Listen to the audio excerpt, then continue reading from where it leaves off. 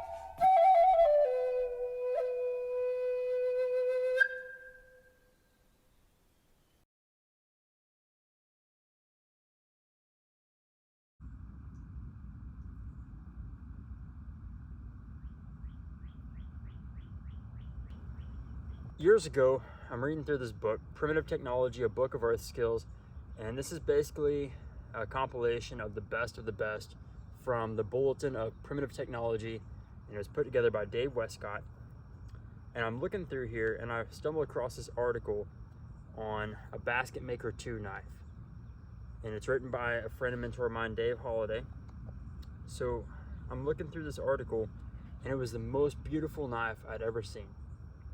So I continue through this book, and then I find some Basketmaker atlatls written by Dave Westcott, and they were the most beautiful atlatls I'd ever seen. So I became really interested in who these people were, what Basketmaker meant, and what influenced them, and why they had the most beautiful artifacts I'd ever seen in my life. So the Basketmaker culture is not necessarily a type of people, but rather an era. So the people that this encompasses are the Ancestral Puebloans. Later they became the Anasazi, the Hopi, the Zuni. But before they really settled down and relied so much on agriculture, they were a little bit more nomadic. So they would build these pit houses, and they were a little more hunter-gatherer lifestyle. So every few years they would move their pit houses further down the river where there's more resources, more food. And they would just kind of move around following the resources and relying on the water. And they grew some crops, but nothing like they would do later on when they built their pueblos. So the really cool thing about these people and the area they live in is because it's such a dry and arid climate, a lot of the artifacts and the organic materials that would normally be lost to the environment actually last thousands of years. So there's a lot of stuff to go back and look at in the archaeological record and figure out how they did things, why they did things a certain way, and really get a further look into their lives and the story of who they were. The other amazing thing about these people is the massive amount of rock art that was left behind. And through this art, we get a much deeper insight into who these people really were. We get to look at their culture, their spirituality, their hunting techniques, and the things that were most important to them. They tend to depict in this art. So the more I learned about the Ancestral Puebloans, the more interested I became, and the more I realized that I really wanted to try to find a way to go back in time and try to walk in their shoes. I wanted to make stuff the way they would have, and then go out and try to use that to hunt. So looking back at the rock art left behind by these people, it quickly becomes apparent that bighorn sheep were a very important part of their life. So I immediately knew that I wanted to hunt some kind of ram or sheep with these artifacts that I was going to reproduce. The problem after doing some research is that it's almost impossible to get that hunt, and if you do, it's going to cost a lot of money.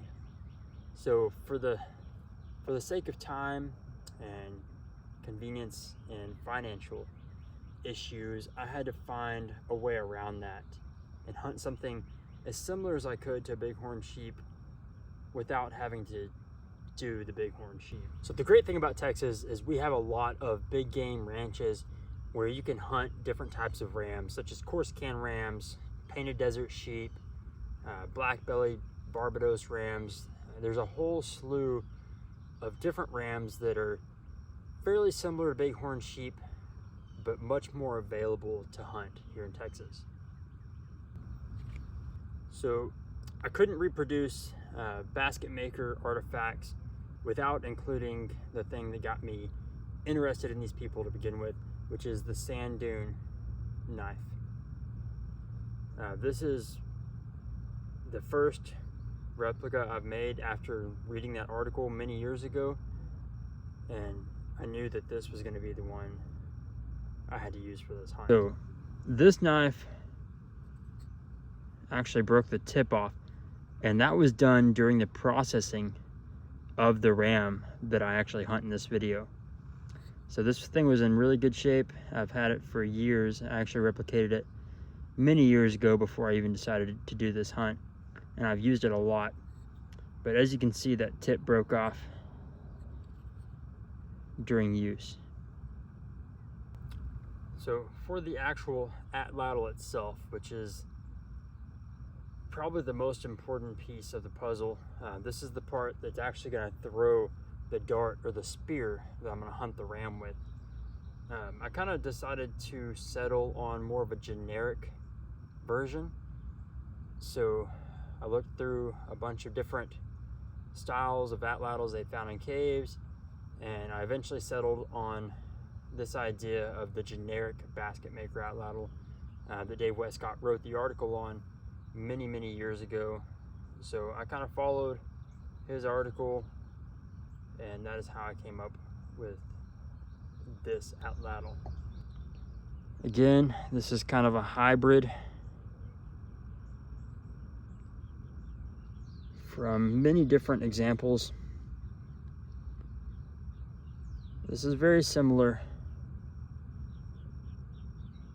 to what they would have used to hunt these animals.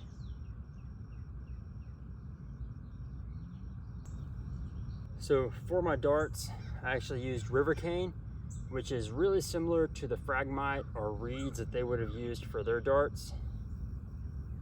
And I used the same technology that they would have used, creating these 4 shafts, which are going to slide into the end of this dart. Now, for the dart point and the 4 shaft, I actually went through a lot of different research and found a bunch of pictures from different caves, and basically settled on the style that I liked the best.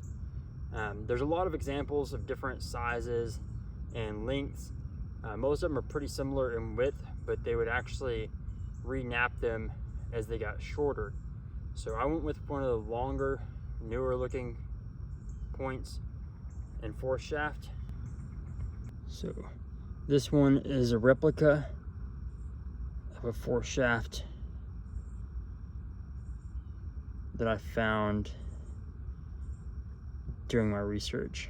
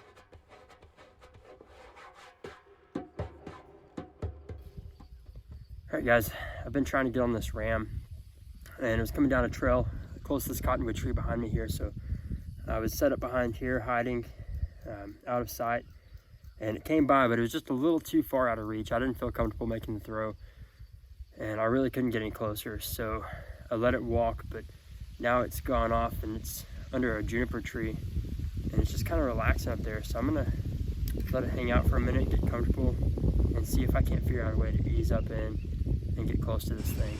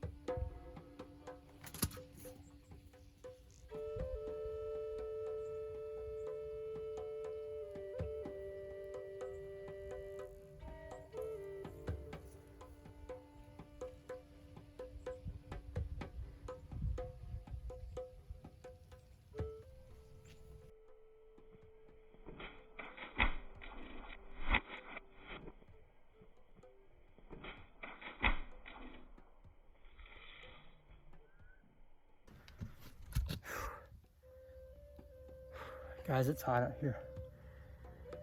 All right. So I got a dart in that ram, and I was really worried at first. It looked like it, almost like it just bounced off. But I went and got the dart, and the foreshaft was broke off in the ram. So it looked a little high, and maybe just not really too far back, but just a little bit high. But I was up high, and I was close to the ram, so I think it was angling down enough that I got lungs. But I'm gonna give it a little bit and we'll start tracking. There's not a whole lot of tracking here. It's mostly open field with just a handful of trees, just grasslands out here. So I got lucky. That ram was hiding in the shade of this tree that I'm sitting behind right here. And it had its head behind the tree and the rest of the body basically exposed if I got at the right angle. So I was able to keep the tree between me and the ram's head and sneak in really close, like really close. I don't know, I had to have been 6-8 yards, somewhere in there. I'll step it off if I can remember here in a minute. But I'm fairly confident that's a dead ram. So we'll give it just a little bit and we'll go check. There's some blood right there. Here's some more blood on this grass here. Alright, I got a little more right there. Alright, there's our ram. There wasn't too much tracking because it's mostly just open grasslands out here. Need to make it too terribly far. Make sure that he is dead. Yeah, he's not breathing anymore. There's our foreshaft sticking out. I'm really happy and really proud to have gotten this done with the atlatl and dart. I'm happy that I could showcase how efficient and ethical this technology can still be if you get a good hit. The hard part is getting in close enough, and that is difficult. Luckily, this ram was in the perfect position with its head hidden by that tree that I could get in really close. I think I stepped it off at about 7 yards. So I got in really close, and with a 6-foot dart, you know, that's not a lot of ground to cover. So it worked out really well. I put a dart through the lungs. I thought I hit kind of high, and I was worried, and it almost seemed like my dart bounced off. But once I got up there, I could see the foreshaft had broken off in the ram, and I knew that it was probably a dead ram. So I gave it a little bit of time, and honestly, it didn't make it too far. Just in this field back behind us here, there really wasn't a whole lot of tracking. I went and found some of the blood just for fun, but not a whole lot of tracking, and I'm really happy, really happy.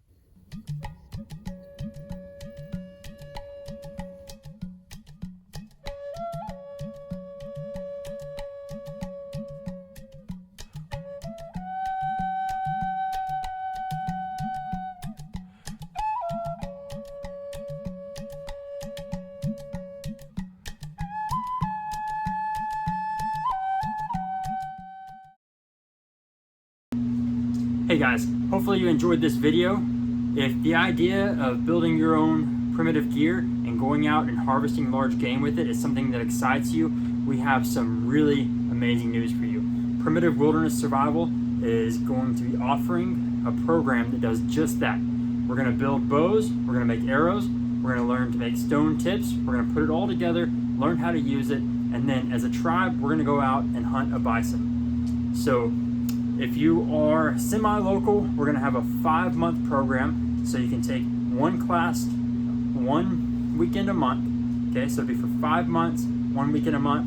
And then if you're an out-of-state person, out-of-towner that can't take off and get down here, 1 weekend a month, we're going to have a condensed, intensive version of this program that's going to be 9 days. So we're going to go through everything I just discussed in 9 days, get you caught up and ready to go. And at the end of that 9 days, we're going to go out and we're going to hunt this bison. So we have 12 spots available, 6 in each program. So get on and check it out now. They're going to sell quick.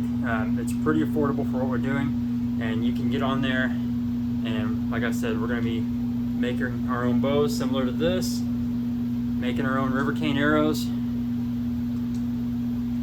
with stone points, and then we're actually going to go out and we're going to do something that no other classes, no other schools are doing right now, and we are going to promise you a large game animal with the gear that you just made. So check it out, primitivewildernesssurvival.com. I'm going to put a link in the description so that you can go and you can sign up for this class, and we hope to share Campfire with you soon.